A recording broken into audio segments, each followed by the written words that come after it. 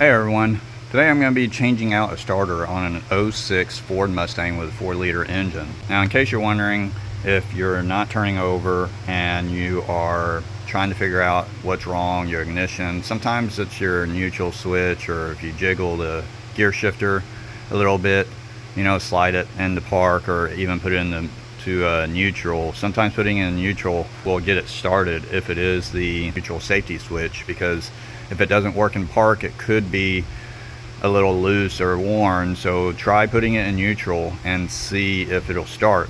Sometimes you won't have anything. Okay, so a quick check to see if your starter is working or not, or at least the trip wire. Go ahead and take your positive, run a jumper wire from your positive, and then disconnect this wire right here. So once you squeeze that tab and you pull it apart, it'll look like that. Now on this Mustang here, it's right behind where the AC port is. It's connected to a tab down here. So you can go ahead and take this side of it and take your positively connected wire and you just stick it right in the center. And you see that spark?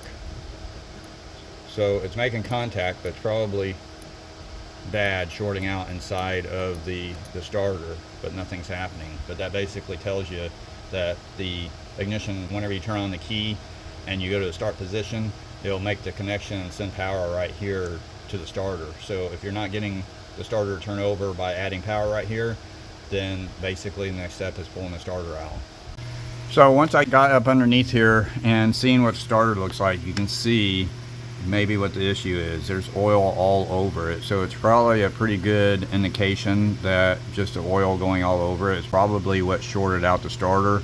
And if you look all the way back up in there, it looks like it's coming from the valve cover on the driver's side. So what I'm going to do is I'm going to clean up some of this oil residue, clean up the wires, I'm going to remove the starter, and then I'm going to replace the valve cover gasket on the driver's side to stop the oil leak over here. Now the valve cover gasket job, it'll be on a separate video since this one's just on the starter, but you can see right here where the starter is. It's on the driver's side right in front of the transmission. Just pop off the electrical cover right here. Since there's no power on it, shouldn't have an issue. If it doesn't pop off that easy, just stick your screwdriver up in there and just kind of shove it off. Okay, so now I'm going to take a 10mm and remove the nut off from the ignition wire, so you just seen what happened right there. I started to take it off and the ignition wire snapped right off from the solenoid. So now I'm going to take a 13mm and I'm going to take the power cable off from the solenoid. And I'm trying to make sure that you can see it and not get my hand in the way. So alright, so once you have that nut off, then you should be able to just push the power cable directly off. So now as far as electrical goes, it's completely disconnected from the car.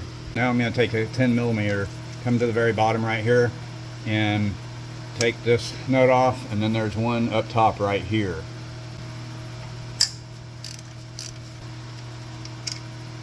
Now I'm going to the top one. Okay, it got me a little bit longer of a ratchet. I am using an impact style socket so that the socket doesn't round off. Now you may want to get an extension to come out here further if you can't get a straight bite on it. Okay, so I'm going to support the starter with my hand right here. I'm going to go ahead and remove the upper bolt that's up here. Okay, here comes the bolt, and now the starter is completely loose, and you'll be able to slide the starter straight forward and out, just like that. I'm going to clean up this area just slightly. I'm going to clean up the end of the wires, try to get some of that oil residue off from them. I'm going to go ahead and go get the starter and get a valve cover gasket for it and continue the process. Okay, so I'm going to slide the new one right back up into the position that the old one came out of. I've already cleaned the threads on the bolts, so I'm going to go ahead and start. Let's see, I also clean the surface of where it's mounting at, but I'm going to go ahead and get the two bolts started. If they're clean, you should be able to turn them in quite a ways with just your fingers. Go ahead and snug the bolts up. Now you need to torque the 10mm bolts down to 18 foot-pounds. Now it is tight, but you are able to use a 3/8 ratchet in here. Okay, now I'm going to tighten up the lower one for the same 18 foot-pounds. Now the starter's back in. Now you just have to hook up the wiring. Now on this new starter, it has a lead on here, and from the factory it says don't remove the lead to just connect this piece. So they put a crimp connection on it with a heat shrink tubing. So what they want you to do is they want you to clip off the original factory terminal mount. They want you to strip the wire, and then they want you to put this up here and crimp it down and then put the heat shrink over it. So I'm going to reach up in there with my cutters, snip wire off.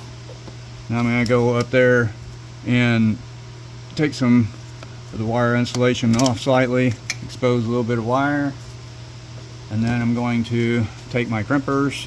I'm going to go ahead and put my crimpers on the end right here so that whenever I get it up to where it needs to be, I'm going to slide the wire in there.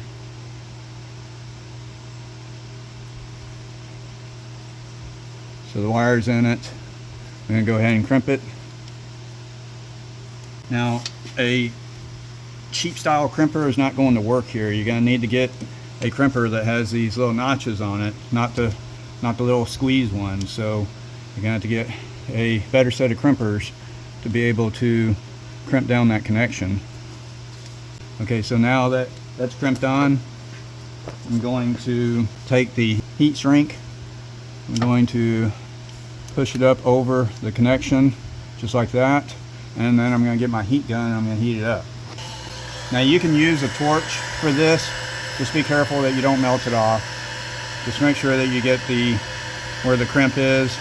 Make sure that you get this covered up there adequately, and then use the heat gun. I'm using this regular old heat gun. I know it's kind of hard to see what I'm doing, but I'm going to heat it up and shrink that tubing on there. Hopefully you're able to see it right there. Now it makes a watertight seal. It's already on right there. Now I'm going to remove the nut on the back of the solenoid for the power cable. There's a lock washer on there. Okay, I'm going to slide the power cable on right on top of it. And it has that little notch on there that will go on the back side. And I'm going to put the lock washer and the nut back on it. So this one, I'm just going to use my 1/4 inch ratchet with a socket, and I'm going to snug it up, compress the lock washer down. It doesn't take a lot of pressure. That should be good right there. Now that connection's complete. Alright, so now you've got the starter back in. If the wire comes over here close to the exhaust, you want to kind of pull it back a little bit. You might need to put a zip tie on there just to kind of pull it back over. It usually doesn't move too much. And then after you get done with this, go ahead and reconnect your battery, and you've done with the process of changing out your starter. If you haven't already, please hit that subscribe button for me. Like it, share it, let me know what you think in the comments below. Stay tuned for more videos, and I will see you in the next one. Thanks for watching again, everyone.